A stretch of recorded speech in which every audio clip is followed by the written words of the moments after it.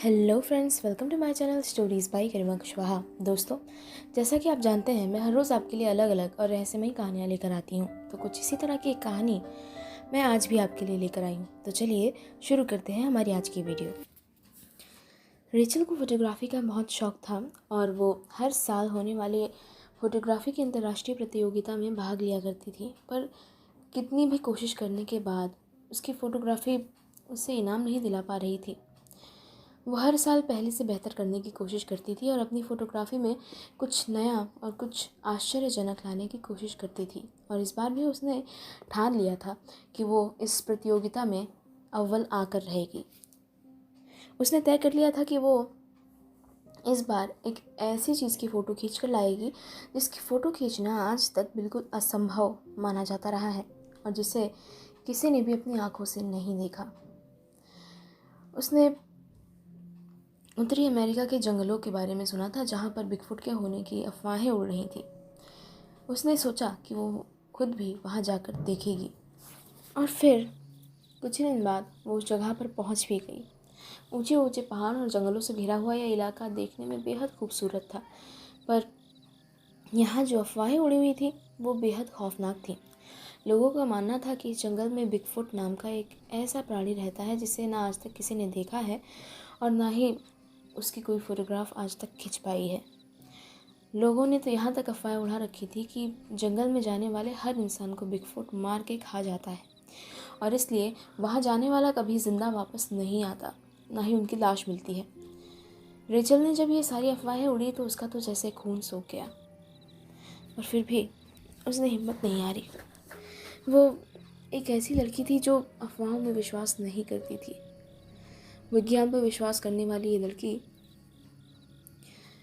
सुनी हुई बातों का अनसुना करके आगे निकल गई और उसने जंगल में आगे बढ़ना शुरू किया। जब वो जंगल में आगे बढ़ रही थी तब उसने जंगल में बहुत सारे खूबसूरत पशु पक्षी देखे जो उसने आज से पहले कभी नहीं देखे थे।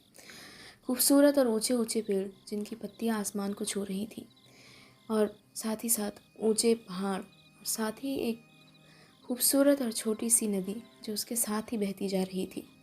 जंगल में कब अंधेरा हो जाता है इसका कोई अंदाज़ा नहीं होता। रेचल ने जंगल का लगभग हर वो हिस्सा देख लिया था जहाँ पर कभी बिगफुट के होने की अफवाहें उड़ी थी या उन्हें देखा जाने की अफवाहें उड़ी थी, पर रेचल को ऐसा कुछ भी नज़र नहीं आया। पर हाँ, उसने एक अजीब चीज़ और देखी। उसने देखा पेड़ों के तनों पर किसी ने नाखून से निशान मारे हैं और कुछ कुछ पेड़ों पर बेहद गहरे निशान थे।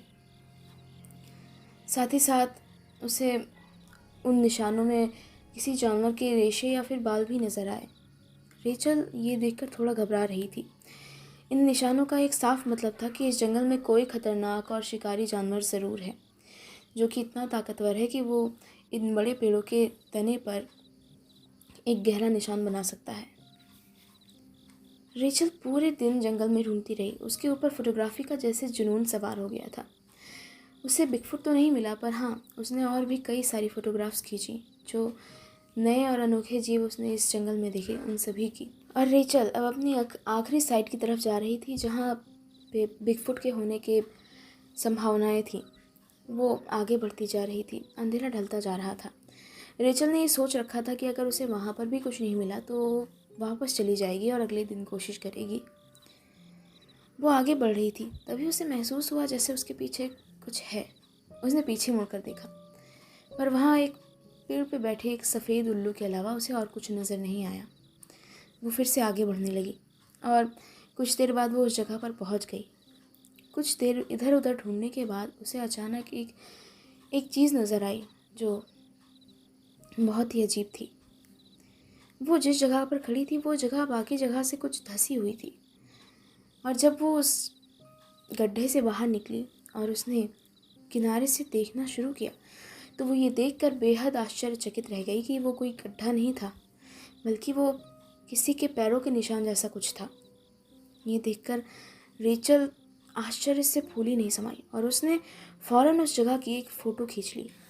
वो फोटोग्राफी कर ही रही थी कि तभी उसे अपने पीछे झाड़ियों से एक हल्की आवाज़ सुनाई पड़ी और वो पीछे मुड़ी तो उसने देखा झाड़ियों के बीच से कोई तो जीव उसे देख रहा था।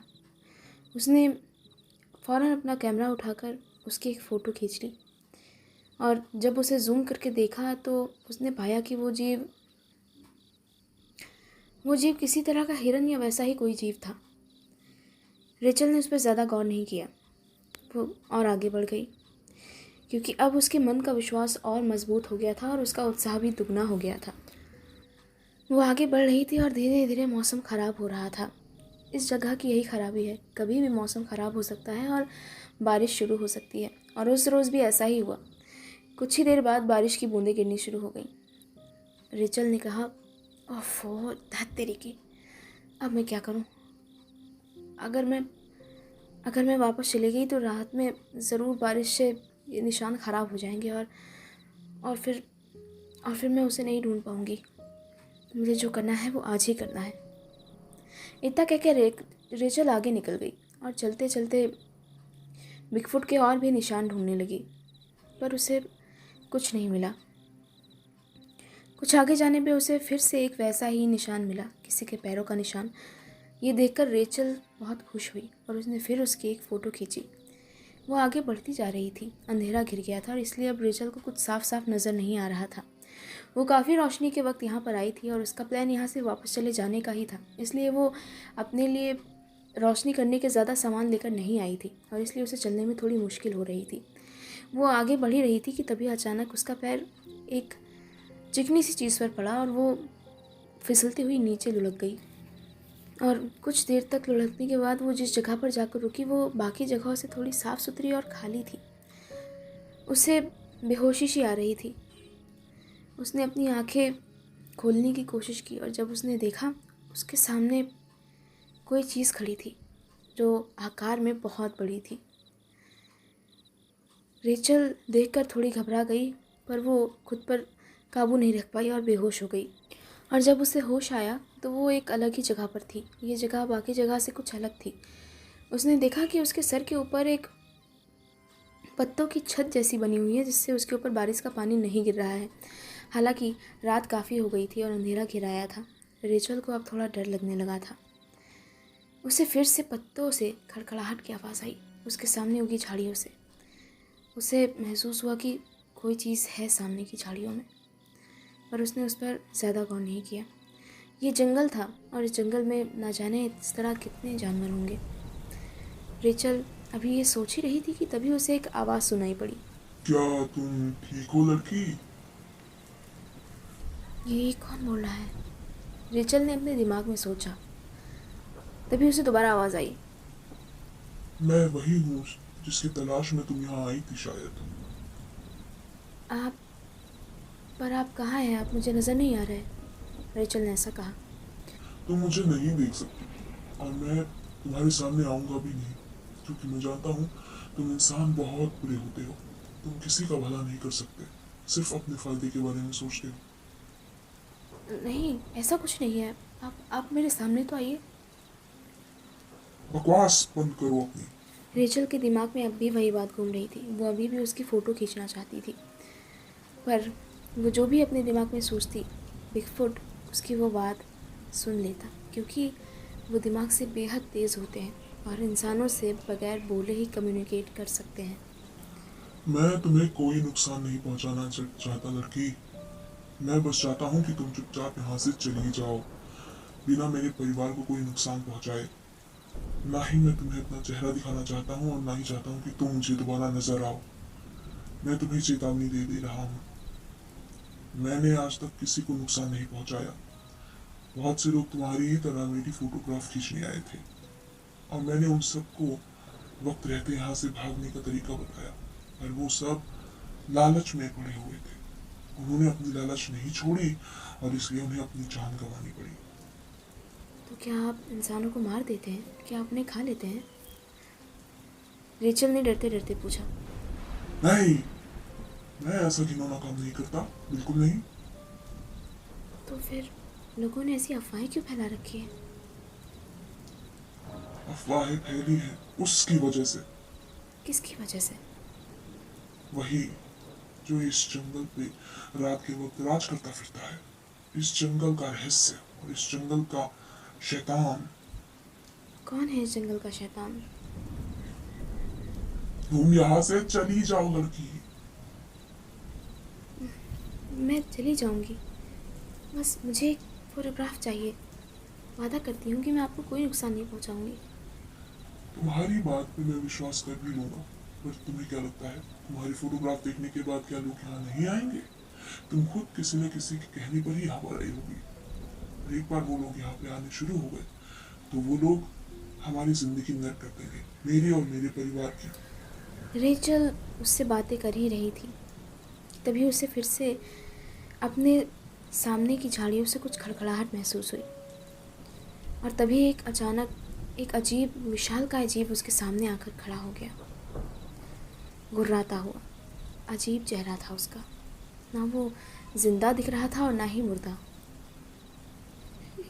ये क्या चीज़ है? क्या आप मुझे सुन सकते हैं? मुझे बताइए ये क्या चीज़ है?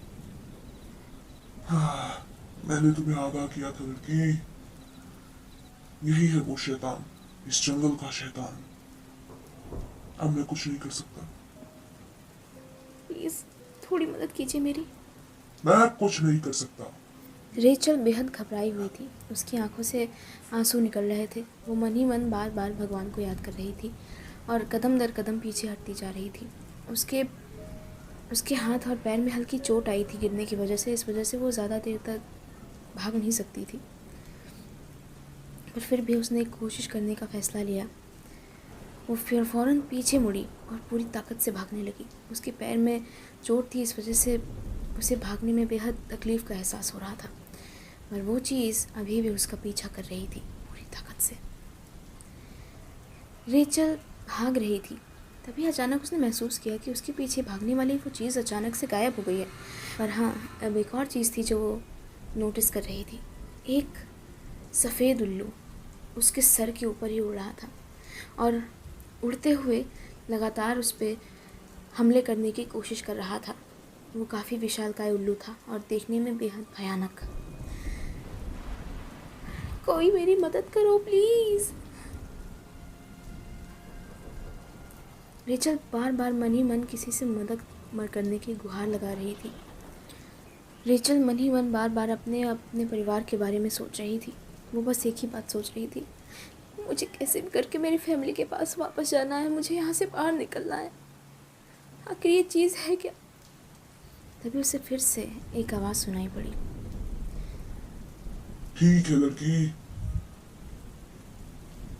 मैं मदद करूंगा तुम्हारी। इतना कहते हुए वो आवाज़ अचानक ही बंद हो गई। रेचल पूरी ताकत से भागती जा रही थी और वो उल्लू अभी भी उसके सर के ऊपर ही उड़ रहा था। रेचल भागते भागते एक पत्थर से टकराई और ज़मीन पर गिर पड़ी।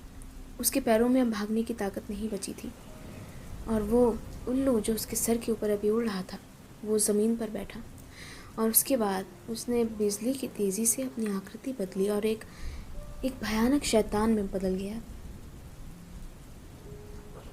वो उसके सामने ही खड़ा हुआ था, बेहद घिनौना और बेकार और डरावना दिखने वाला एक शैतान। वो रेचल की तरफ बढ़ रहा था और रेचल के अंदर अब भागने की ज़रा भी हिम्मत नहीं बच रही थी। उसकी सांसें फूल रही थी और उसके पैरों में तेज़ दर्द हो रहा था। गिरने की वजह से वैसे भी उसके पैर में मोच आ गई थी, पर किसी तरह से वो इतना दूर भाग पाई थी, वो भी जंगल के ऊबड़ खाबड़ रास्तों पर अब उसमें ऐसा करने की हिम्मत नहीं बची थी। वो खौफनाक जीव उसकी तरफ बढ़ ही रहा था कि तभी अचानक से रेचल ने अपने कान के पीछे किसी के चलने की भारी आवाज़ सुनी और एक छलांग के साथ एक बड़ा और विशालकाय जीव उसके सामने खड़ा था। वो देखने में बिल्कुल किसी इंसान जैसा ही था, पर उसका पूरा शरीर बालों से भरा हुआ था और उसका शरीर बेहद विशालकाय था, इंसानों से कहीं ज़्यादा बड़ा। अब रेचल के सामने वो था और उसके सामने वो शैतान, और कुछ ही देर में बिगफुट और उस शैतान के बीच एक लड़ाई शुरू हो गई। बिगफुट ने उस शैतान को एक ज़ोर का धक्का मारा और वो उड़ते हुए एक पेड़ से टकराया जिसके बाद वो और ताकत से भागता हुआ बिगफुट के पास आया। बिगफुट ने इस बार भी उसे धक्का दिया। उसे इस तरह से मारना बिगफुट के लिए काफ़ी आसान था, वो उसके सामने ज़रा भी नहीं टिक रहा था। पर कुछ ही देर बाद जब उस शैतान ने अपना रूप बदल लिया, तब बिगफुट के लिए उससे लड़ाई करना थोड़ा मुश्किल होने लगा। अब वो किसी इंसान जैसा दिख रहा था और पहले से थोड़ा ताकतवर भी, और उसने बिगफुट से लड़ाई करनी शुरू कर दी।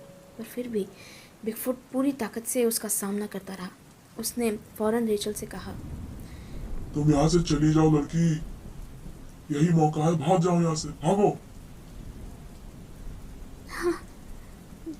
मैं चाहती हूँ, कह के रेचल फ़ौरन वहाँ से भाग गई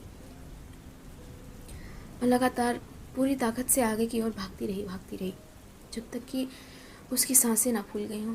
फिर वो कुछ देर के लिए एक जगह पर जाकर रुकी। अब उसे नहीं पता था कि बिगफुट और उस शैतान में अभी भी लड़ाई चल रही होगी या फिर उनमें से कौन जीता होगा, पर वो आगे बढ़ी जा रही थी। उधर बिगफुट और उस शैतान में अभी भी लड़ाई जारी थी। अब उस शैतान ने बिगफुट जैसे ही एक जीव का रूप धारण कर लिया था और इसलिए बिगफुट के लिए उससे लड़ना बहुत मुश्किल हो गया था। वो बिगफुट से ज़्यादा ताकतवर था और मायावी भी। बिगफुट ने उसे एक ज़ोर का धक्का दिया और वो लुढ़कते हुए ज़मीन पर जा गिरा और उसके बाद वो अपने असली रूप में आ गया। उसकी सांसें फूल रही थी। उसने बिगफुट से उसी की आवाज़ में बात की, तुम इन बेवकूफ़ इंसानों को कब से बचाने लग गए? आज तक तुम जो भी इस जंगल में कर रहे थे मैंने तुम्हें करने से नहीं रोका, पर आज मुझे महसूस हुआ कि किसी के परिवार को उसकी ज़रूरत है। अगर तुम उस लड़की को मार देते तो उस लड़की का परिवार टूट जाता, और किसी का परिवार टूट जाए मुझे बिल्कुल पसंद नहीं है, जैसे किसी वक्त मेरा परिवार टूट गया था। पर उसके जिम्मेवार भी ये इंसान ही थे, क्या तुम भूल गए हो? मैं नहीं भूला हूँ, पर हाँ, इंसानों से ज़्यादा बेहतर ईमान है मेरे अंदर, और इस बात को मैं कभी नहीं भूलूंगा, समझे तुम? करते रहो ये बेवकूफ़ी, और एक दिन ये इंसान तुम्हें ही अपना शिकार बनाएंगे। मैं तो तुम्हें इनसे बचाने का ही काम कर रहा हूँ, भलाई का काम। उन दोनों के बीच की लड़ाई ख़त्म हो गई और उधर रेचल भी भागते भागते काफ़ी दूर निकल गई। हालांकि वो अभी भी जंगली इलाके में ही थी, पर हाँ, अब यहाँ से जंगल कुछ कम घना हो गया था और सामने रिहायशी इलाका नज़र आने लग गया था। रेचल जब तक वहाँ पहुँची सुबह हो चुकी थी। उसकी हालत काफ़ी ख़राब थी, उसके शरीर पर काफ़ी खरोंचें थी और उसे चोट लगी हुई थी। इन सभी चीज़ों के बीच वो अपना सारा सामान और अपना कैमरा उस जंगल में ही भूल आई, और फिर भी उसने हिम्मत नहीं हारी। उसने एक नया कैमरा ख़रीदा और एक नई जगह की तरफ चली गई फ़ोटोग्राफ़ी के लिए। और इस साल सबसे बेस्ट फ़ोटोग्राफ़र का अवार्ड रेचल को ही मिला। उसने फ़ोटोग्राफ खींची एक गरीब बच्चों की, जिनकी खुशी देखने में बेहद खूबसूरत लग रही थी। उनके मुस्कुराते चेहरे उस फोटोग्राफ में बेहद खिले हुए लग रहे थे। तो दोस्तों, इसी के साथ ख़त्म होती है मेरी आज की कहानी। दोस्तों, अगर मेरी आज की कहानी आपको पसंद आई है तो प्लीज़ वीडियो को लाइक और शेयर ज़रूर कीजिएगा, और अगर आपने अभी तक मेरा चैनल सब्सक्राइब नहीं किया है तो मेरे चैनल को प्लीज़ सब्सक्राइब कर लीजिए। अगर आपकी लाइफ में कभी कोई ऐसा इंसिडेंट या ऐसी कोई घटना हुई हो जिसने आपको चौंका दिया हो तो प्लीज़ आपके साथ हुई इस घटना को मेरे साथ शेयर कीजिए। मेरा email ID आपको वीडियो के डिस्क्रिप्शन बॉक्स में मिल जाएगा। Thank you.